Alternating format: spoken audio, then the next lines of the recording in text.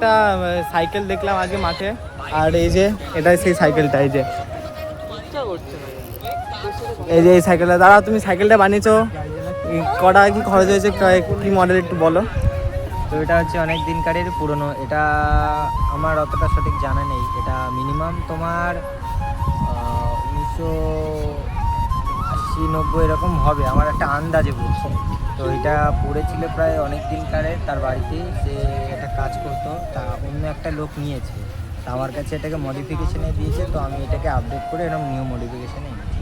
এটা ছিল 24-এর ছোটো গাড়ি, সেটাকে আপডেট করে আমরা 26-এর বানাই। সাবাস সাবাস। এই যে সেই সাইকেলটা, এই যে দেখাচ্ছি তোমাদের, দেখে নাও। এই যে সেই সাইকেল, এটা একটা ইউনিক সাইকেল। এই আজকে আমরা প্রথম দেখলাম এই দাদার কাছ থেকে।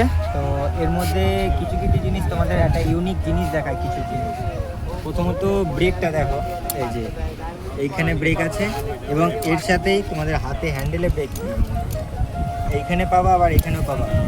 আর আর হচ্ছে এর আরেকটা নিউ জিনিস যেটা আমাদের এখানে বলতে গেলে নেই, সেটা হচ্ছে স্ট্যান্ডটা।